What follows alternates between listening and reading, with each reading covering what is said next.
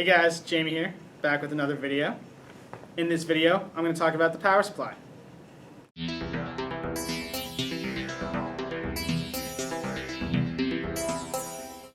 So basically, the power supply takes power out of the wall and converts it into power that your computer can use. Okay, so now that you know what a power supply does, let's get into the specifics.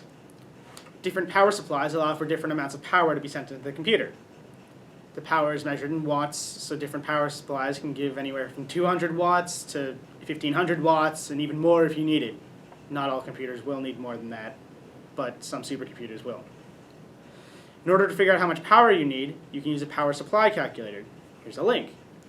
What the power supply calculator will do is it'll ask you for the different parts in your computer, and you will put all your parts in, and then it'll tell you the minimum amount of power your computer will need to run. Now for something a bit more complicated. There are different wires used to connect your power supply to your motherboard. So if your power supply has one wire and your motherboard wants a different wire, you're going to have a problem. The main difference between the wires is the different amount of pins on them. There's a 24-pin wire, which is newer and allows for more power to go through the wires into the motherboard, and there's the 20-pin wire, which allows for less power to go through, and it's older.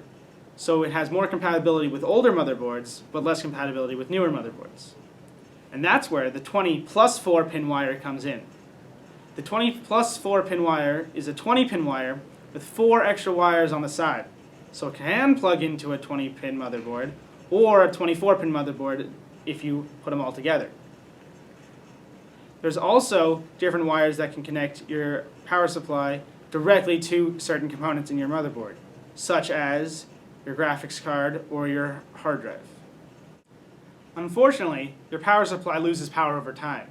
And if you ever want to upgrade your computer to something with a slightly more powerful graphics card or powerful hard drive or RAM or anything actually, then you're going to have to buy a whole new power supply. So instead, I recommend buying a power supply that is at least 300 watts more than what the calculator says to buy.